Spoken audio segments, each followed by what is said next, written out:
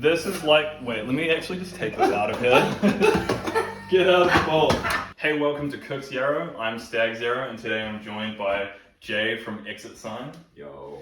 And we're gonna make some food and chat about music. Cook's Yarrow, that's a good one. That's like really smart. And, you know, smartness is good, especially with puns. I hate subsistence. Oh, that's fine. But I mean, hey, we're talking about smartness and puns. I mean, what kind of brought you to making meme songs a whole part of your set? Because like a lot of people like to talk about it. You love doing it, obviously. And let's just go into that. Yeah, in the June gig that we did last year at that church, I put on my story beforehand, oh hey, like I'm gonna do fruit salad by the Wiggles. And then everyone was like, yeah, you should. This is the Cityside Baptist one? Yeah, with like whibs and stuff. Oh, that's right. Yeah, and everyone was just like, oh yeah, you should do it. And I was like, fucking, you've tempted me now. Like, you don't know what you've gotten yourselves into. And so when we went to New Plymouth after that, I was like, fuck, we have to keep it up. So we did Scooby-Doo. And after that, it's just become a thing. No, yeah, it's every set. Yeah, but now we do like medleys, so it's like 3 songs. 3 songs and basically one. Yeah, 3 It's usually songs. like a verse or the chorus. Yeah. Nothing too crazy. Yeah. I mean, if you did 3 songs in one go, people would probably hate your guts for taking too long. So. Yeah, like a 15-minute meme song. That's no problem. Yeah. In fact, we forgot. What are you cooking? Because we didn't even tell that. We didn't even say what you're cooking. We're cooking some like chickpea flipping stir fry thing. My arms are real shaky from the gym, so I feel like I can't even cut things Just up had to right now. casually say gym. Yo, You know, yeah, I work out by the way. Oh, he works out. Oh my god. But yeah, what's so you got, you know, capsicum here. Yeah, I'm a big fan of capsicum. Also like when you use them as bowls, but that's not what we're doing today. No. So I'm gonna cut it up a little bit finer than this. I also like to use chickpeas. The canned stuff is obviously easier so that you don't have to like kind of boil and soak it. It's good for the apocalypse as well. It's great for the apocalypse. Obviously I kind of have to drain the brine. You could use a sieve if you wanted to. But you can do that. You can do that, guys. That's. I don't think that's a bit. I think that's the only serious thing he's ever done. I actually do that when I'm cooking. Well, look at that. That's not even a joke. No, I mean, but hey, serious. I can't believe you did that. Alright, but that is the most serious thing he's done. And with seriousness, there actually has, you know, a lot of that comes into music. Your music can be quite serious, I feel. And you're very emotive as well. But how do you balance out the seriousness and playfulness of what essentially is? Because, like, we're not going to sugarcoat it. Playing music is fun as fuck. Like it can be fun as fuck, and playing it live is fun as fuck. But how do you balance and make sure you maintain a level of like artistic integrity while also having fun with the meme songs? Like on stage? Yeah, the banter, because you band a lot too. Yeah, I think a part of it is because like my introduction to gigging was when I was vocalist for Grim Roomney, and those guys like do not fucking take themselves seriously. Hell. You know, which is great. You know, my first Grim Roomney show, this guy was going Grim Room job, and I was just like roasting him and shit, and like the audience loved it. So I think I'm just kind of used to that, performing that way. But also like I get very in my head on stage. Like I don't know if people not really like see it, but I get fucking bad stage fright. Oh really? Yeah, like I'll eat for like 2 hours before the show a lot, because like after that I can't eat, and I hate sitting on an empty stomach. So like I'm probably not going to include this in the video, but I poo like 3 or 4 times before going on stage. Just letting you know, like within an hour before I go on stage, I poo like 4 times. I empty myself out. You poo, okay. But yeah, I get really bad stage fright. So with banter and, you know, playing, you know, music like that with banter, how do you sort of balance that? Yeah, I get super in my head because I get bad stage fright on stage. It was only after the Wellington gig, which was the 4th of June this year, that I found out that Rowan actually screams along to the end of Funeral with me. Like this whole time I didn't know he does that. Because I'm so in my head, I'm so in my own zone. And not even because I'm like locked in, but because like I get so spooked. You can't help it. Yeah, and so as far as like, because like you said, music is fun to play. Like my favorite part of this is fucking like playing gigs. That's what I love the most, right? Yeah. But like I don't look like I'm having fun during playing the song, because I get so spooked and like am I singing in key? You're in Tool, right? Like none of them look like they want to be there. But they love it. But So, they yeah, love it's- it. Yeah. This is a fun thing, by the way. When I was washing dishes for work in Sweden, I saw this shit. He would cut this way down the onion, right? And so rather than like chopping it into, I'm doing this terribly right now, so I'm trying to explain it.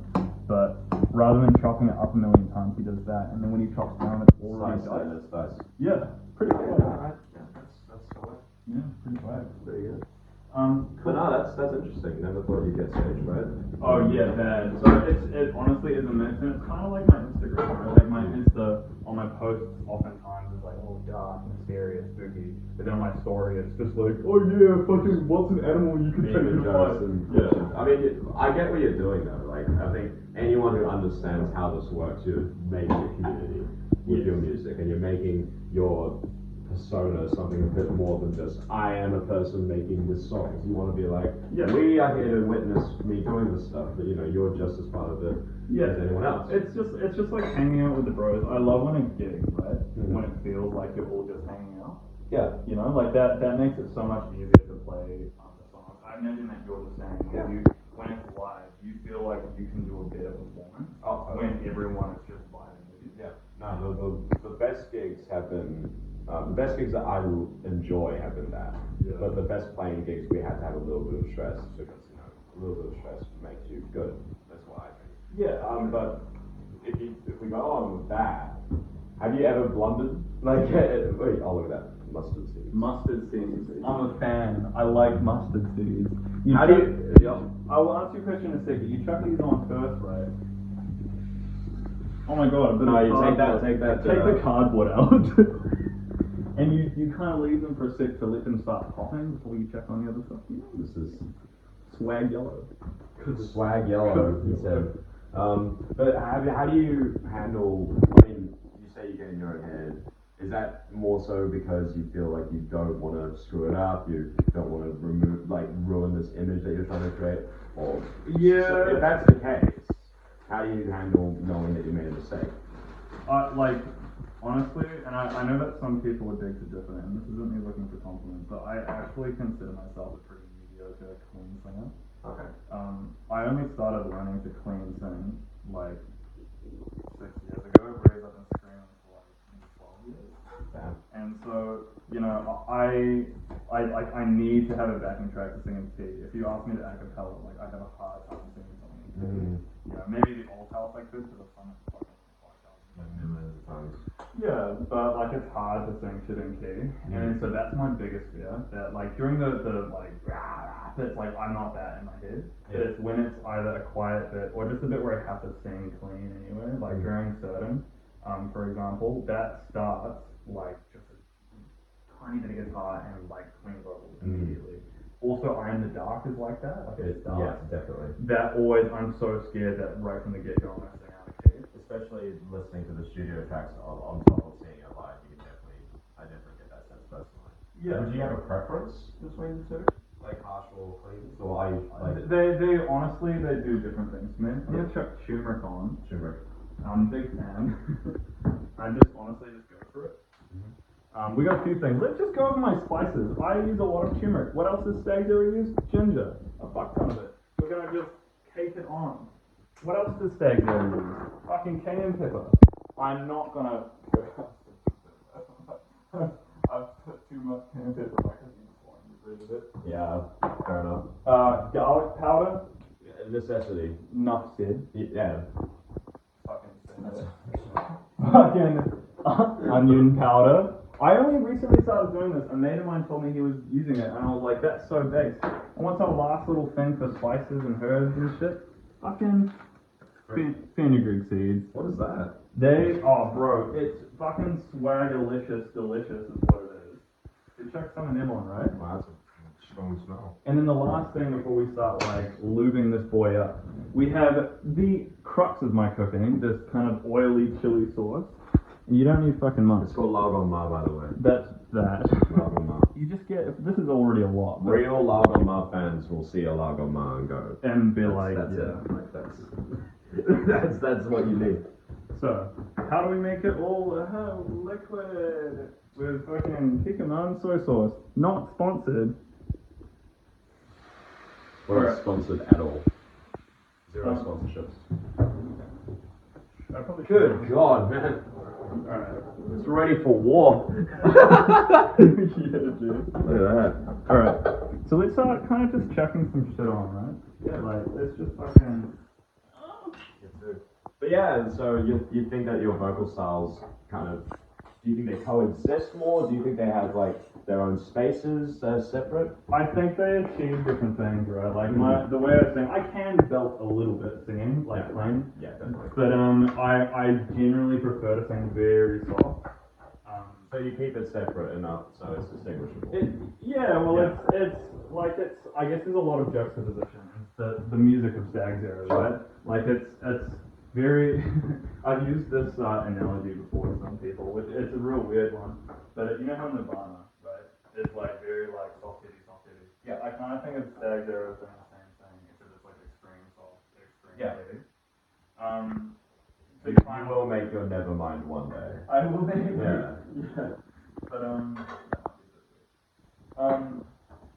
But yeah, like they achieve different things for me. Like sometimes I want to have that very like hurt, damaged kind of like sing that part of myself, the part where I feel weak and little, and I can communicate those feelings by singing soft. Yeah. You know, but then in those times where I'm like, I feel chaos, I feel empowered by rage, like I can communicate that. It's like with funeral, right? The entire song up until the end is like me being like about this dead person. I'm like, you're amazing, and I'm not commenting on my own feelings at all. Yeah. It's all just about how wonderful they are.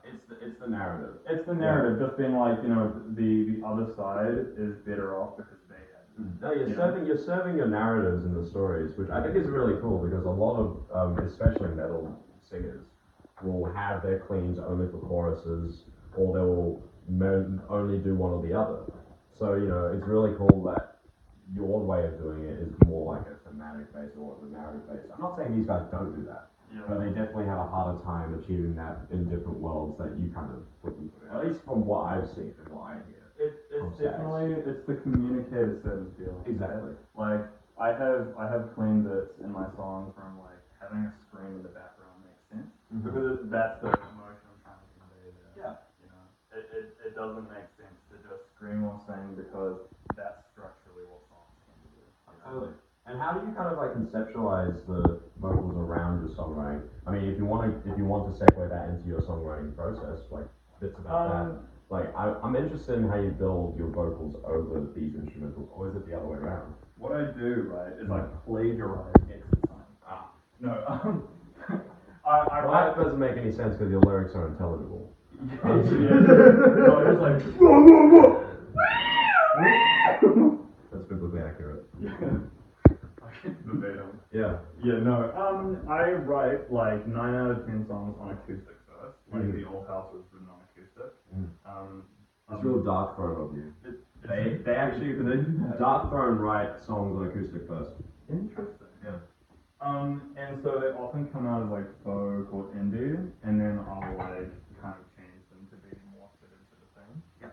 And then so like the melodies kind of come with like what makes sense to sing over in a very like folky way over a folk song. You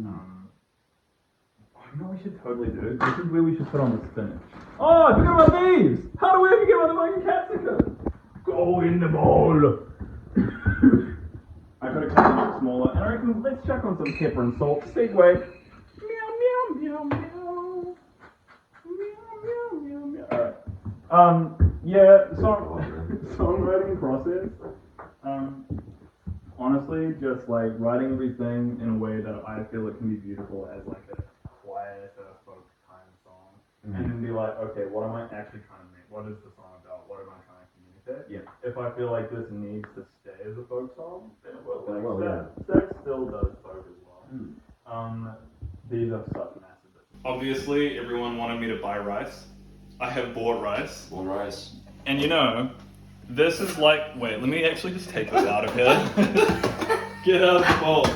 Alright, the thing is, this is going to be uploaded like a while later, so by the time this is uploaded, I probably need more rice. So please remind me to buy rice. Always buy rice. Always buy rice. Always buy rice. Chucking that white bad boy in. I should have put more water in this. I like real sticky rice, but it's fine. At least we've also chucked it down onto a lower heat now to just kind of let it do its thing. In conclusion on my songwriting process, I just like to make it real, like, if I can find that I can just play it on my acoustic guitar, be like all emotional, be a sad boy, and then I can, you know, like even my like real metal songs, like my riffs and stuff, I do chuck fucking, you know, that onto the acoustic guitar. I'm gonna put a bit of water to just help that kind of mix for a bit, and then I'll let that kind of drain out. Makes sense. No, that's excellent. And how do the other guys take it, Junior and Rowan? How do they learn it? If you talk to them about that, or do they just like, because they're so great as people, that they just take it pretty easily? I mean, how has the band been like with the two guys? So usually what I do is I go to their houses with like some like kind of heavy artillery, and I say like, I'm going to blow up your house if you don't learn this right now. Mm-hmm.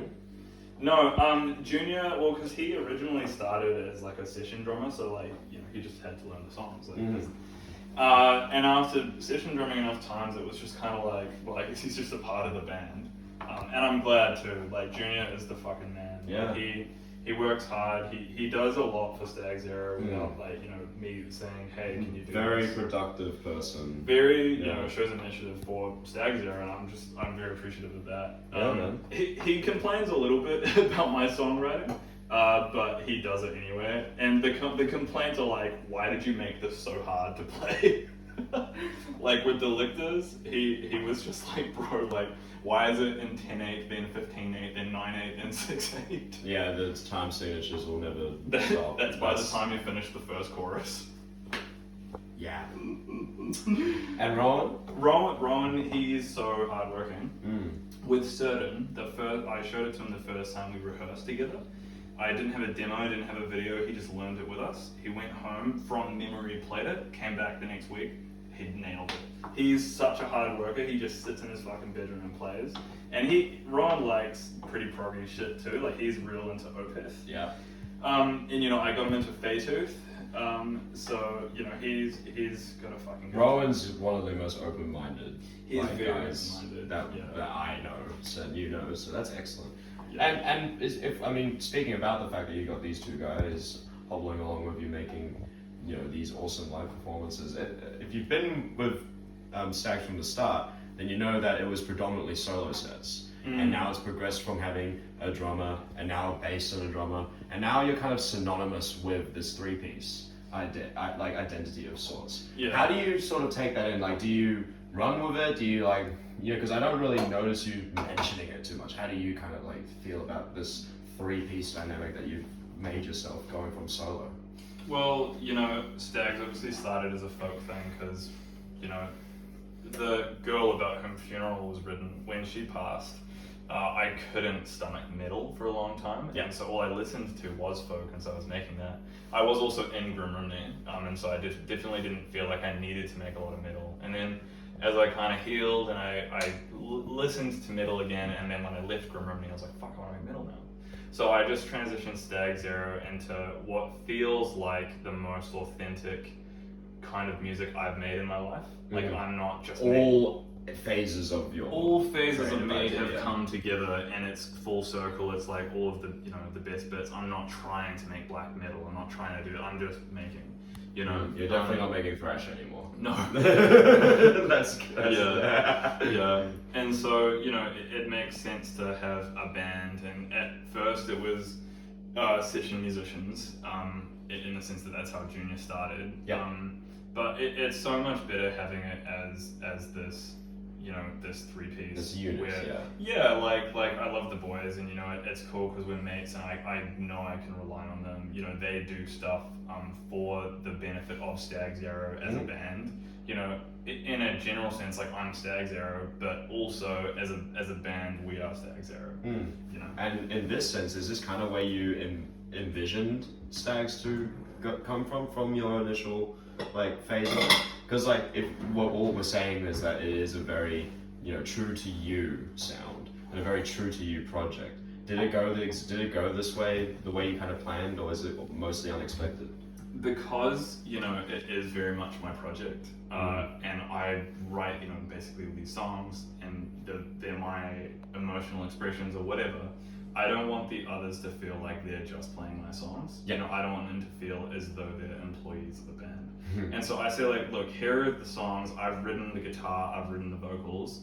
I can give you kind of an idea of what I think things should sound like on your part, but otherwise just do what you want to do. You know, with the lictors during the bass solo, I said, I really want you to have a bit where you have a bass solo, do something. You know, he recorded it once. I was like, okay, I think it can be better. I think it can be better. He recorded something again, sick. Yeah. You know, and with Junior, I like had a few demos with program drums. I was like, this is the idea, and some of them no program drums. Like Certain had no drums. You know, he just kind of made that. I'll say, oh, you should get mellets and do swells and shit, because I think it sounds good. But I want them to have as much free reign as they can, so that while they're playing what is effectively my songs, they can still feel like, well, like I've got my thing in here, and this is still something that I feel like I've contributed. So it's just collaboration. It's just legitimate collaboration to one idea. The song from start to finish basically is my writing, but what they do with their sections is very much what they want. Bang on. Yeah. And is that ready? This is ready. Look at that. So let's we can have a bit as well. There's a big bowl. There's a big bowl. We're We're gonna gonna get another big bowl. Yo, Big, massive bowls. 2 big bowls. Would you like to serve yourself first? Yeah, sure. Alright, my turn. I'm gonna just pour myself some shit. I went modest. I didn't want to take too much. Oh, true, I do. It's your food. Well, I cooked for you as well. Hey. Yeah, vibes. Do you want a spoon or a fork? Spoon, please. Thank you. He wants the spoon. Kiss. Not in this house. Not in this house. Oh, true. Yeah. if we were in like CTO's house. Or my house or Talisman's house. Yeah. I reckon Talisman's house would go hard. Yo, I reckon I would be hard. No. You know, I usually make it spicy. Oh, do I? Maybe it's got an afterkick. I feel like I would usually put a few more of this in. Like, I would maybe put a bit more cayenne pepper. Maybe a bit more garlic would go hard. It's got a very strong like taste, which is really nice. Well, I'm glad that it's nice. If you were just like, it's got a really strong taste. No, it's got a strong taste. Tastes like shit. I'm sorry. No, I'm lying. But this is not real. None of it's real. Scripted. Yeah, it's fucking keeping up with the Kardashians. It's scripted until the food was terrible, which it is. Thank you for tuning in to Yarrow. I've been Stag Zero. He's been Jay from Exit. what's your band? Don't do this to me. Carthage? No, Synthesis. No, I'm not. I wish I was in Synthesis. Entry. Exit side. Entry. Not entry. The Entry. other way around. Oh, Riley Cochran. Yes. I am Riley Cochran. This has been Jay from Exit Sign, and thank you for watching us cook.